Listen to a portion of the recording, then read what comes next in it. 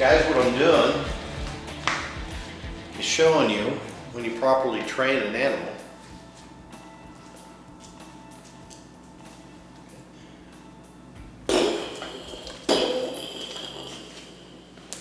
They'll do pretty much what you ask them to do.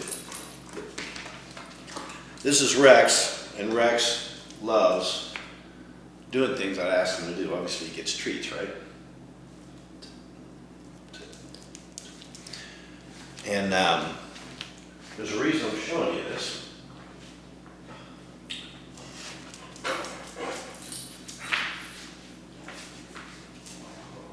Walk with me. Walk with me. Walk with me. Good boy. Good boy. Good boy. Yeah. Okay. So as you can see, Rex does things with hand signals. He does things when he listens to my voice. He's acknowledged. He's praised. He gets his treats, and we have a lot of fun doing this. He likes performing, and you know, when I work with Rex, I've always worked with my dogs because I want my dogs to understand what I'm communicating. So if I'm on a walk with Rex, if he's very far away, I can do this, and he knows what to do, so he heels up. So if he can't hear me, he's a long ways away, I can control my dog, make certain he stays out of trouble. But if he's jumping on someone, I can say sit, I can use my hand signals, and he'll do those things. And then when kids are over, we can have fun, he can perform, he can walk on his hind legs, he can play dead, he can do all those other things. And people often ask, they say, well, my dog's not like that. A lot of dogs don't have that. This is a golden doodle. Oh, they're supposed to be really smart. Well, I can assure you that all dogs are smart and all dogs can do these things. The difference is what has the trainer done? Who's the leader? Okay, so if you're not communicating effectively and repeating that communication to where over time they understand that whether it's a hand signal,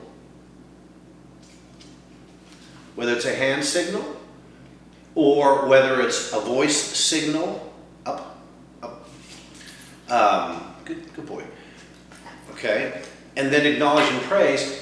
You're not going to get Rex or your dog or anyone else in your life, like your team, like your patients, to be compliant, to understand what you want, to do the things that are going to be effective. So when it comes to, when I hear clients ask the question, or they'll have struggles with some of maybe their staff or patients not being compliant. Well, we know that sometimes we get staff that aren't going to be the best, and maybe we can't keep them. We also get patients that we probably shouldn't have brought into the practice to begin with. But more times than not, there's a miscommunication. More times than not, when that staff member is not happy, I go back and I talk, who's leading?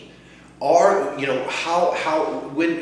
they left, did you know exactly what they wanted from their career, where they wanted to be a year from now, where they want to be 3 years from now? Are they getting what they want now? Are they in the job role that they can be most effective at? Have we communicated that? Have we done tests like Colby to find out where they should be? When it comes to patient compliance, do they know exactly? Are you following up? Are you giving the instructions? Are you recognizing when they do good things, right? Rex, up you go. Good boy, good boy. And I recognize him and I give him his treat and he's happy with that. He wants to keep performing. What are you doing with your team? What are you doing with your practice members? And so, we had a client the other day talk to Mary, who's one of my team members, has been with me for years, and she said, what happened over at the practice that he kept you guys around so long? What was different? And she made some great compliments, and Mary, that was very nice. And she goes, well, it was the truth. And she said things like, Dr. Webb was a leader. He was always there, pursuing the next place to go to become better as a practitioner, better as a business person, and I felt confident working with that person because I knew I'd always have a job. He was always doing things. He would never ask someone else to do something he couldn't do, but he would delegate well. And he was always training. We had training from 7 to 10 every single Monday. And when she came on board, we worked several years at that, but I'd been doing this when I came back into practice. I was back in practice for about 8 years before I retired again. And she's like, well, did you guys ever miss a meeting? She goes, no. nothing ever came up that was more important than that 7 to 10 meeting on Monday.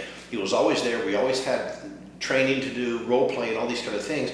And it's that training that my team knew what to do. They were communicated well. They performed well. They knew whatever my gestures were. They knew my tone of voice. They knew my mood. They knew everything. And we behaved with each other. I knew them too, right? I know Rex. I know his mood. And it's up to me to be a good owner to know where he's at, if he's feeling good, if he's not feeling good, if he wants to play, if he doesn't want to play, so we can have a good relationship. And it's the same thing what your practice members see in you. They want to see a leader. They want to know someone that's effectively in their communication. And we always train communication.